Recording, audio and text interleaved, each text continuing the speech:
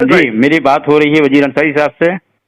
जी sir. जी sir, मैं ये जानना चाहता हूँ कि आप पूर्व आईपीएस हैं, इस वक्त रिजल्ट आया है, इस रिजल्ट को देखें आप, मुसलमानों का तनासुब और इसी समाज में 8% रहने वाले यादव समाज के तनासुब में इतना बड़ा फर्क कैसे आ रहा है? सर, आपका सवाल जो है बहुत ही इम्पोर्टेंट है। मैं इस के कॉन्टेक्स्ट में या इस मफहूम में ये बात कहना चाहूंगा कि जब तक हमारे बच्चों का हायर एजुकेशन में पार्टिसिपेशन नहीं होगा और हायर एजुकेशन के साथ साथ में क्वालिटी एजुकेशन नहीं होगा तो ये मुमकिन नहीं हो पाएगा। हम जब से होश संभाले हैं तब से 2.5% से लेकर 4.5%, 4% से ज्यादा हमारी परसेंटेज नहीं हो पाई। एक दूसरा जो है हमारा हायर परसेंटेज जो है एजुकेशन में अपने ऐसे मुस्लिम समाज का 5.5 या 5.5 या 6% अब तक हो पाया है, जो NSO की रिपोर्ट है। जबकि हम जो है SC, ST, OBC से भी बहुत पीछे हो गए हैं। इस बार जो 761 में जो 25 या 21 बच्चे जो आए हैं, 3.2 हमारा परसेंटेज बनता है, जो बिल्कुल नहीं के बराबर नेग्लिजिबल है। हमारी इंडिया में आबादी जो है गवर्नमेंट ऑफ इंडिया के रिपोर्ट के मुताबिक जो है करीब 15% है, जबकि हम 18 से 20% हम अपने आप बताते हैं।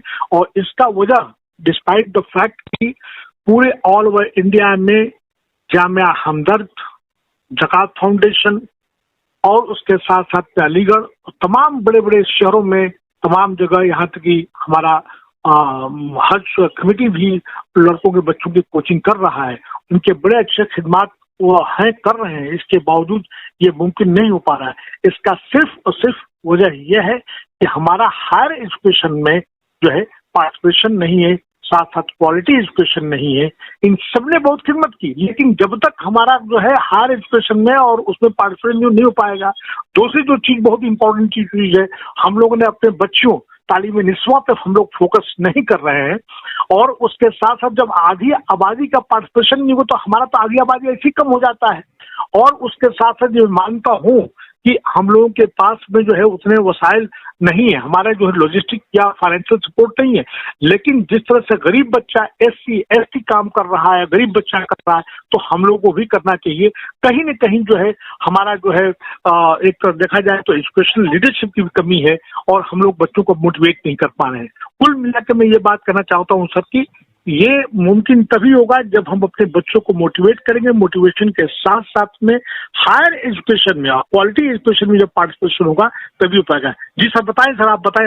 दूसरा सवाल मेरा ये है कि जिस तरह से काशीराम ने यहाँ पर चेंजिंग करने के लिए उन्होंने तमाम सरकारी मुलाजिमों को एक टीम बना दी थी और टीम बना करके आंदोलन खड़ा किया था, तो क्या हम मुस्लिम समाज के लोग इस तरह का काम नहीं कर सकते हैं कि एक टीम बना करके सिर्फ तालीम तक अपनी बात करें?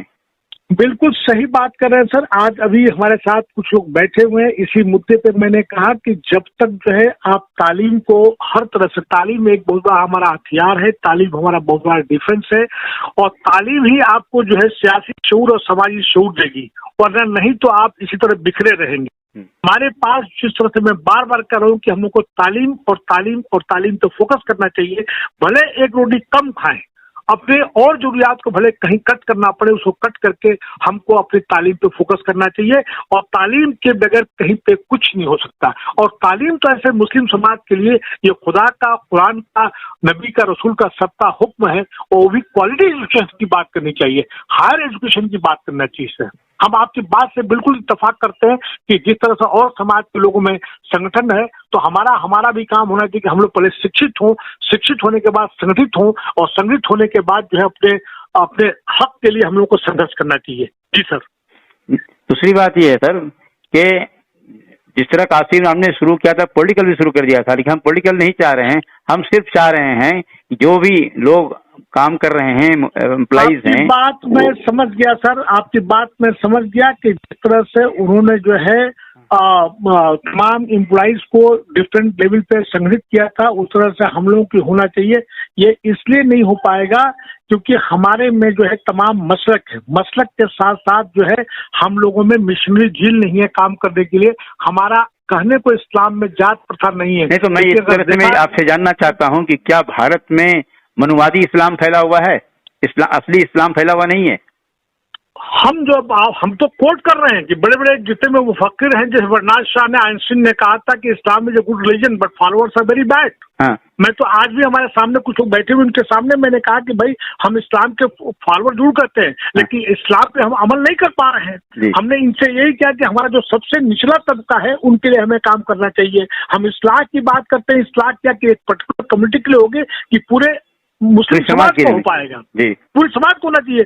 और जब तक तालीम नहीं होगी सर, तब तक वो समाजी शऊर और सियासी शऊर नहीं हो पाएगा।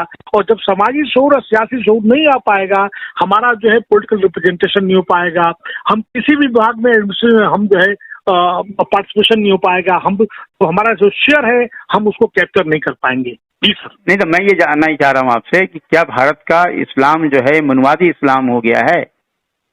मनुवादी इस्लाम। अगर आप खुद जो है एक पढ़े लिखा काबिल आदमी है, ये सवाल जो है मैं अवॉइड नहीं कर रहा हूँ मैं, लेकिन कहीं न कहीं सर झलक आती है।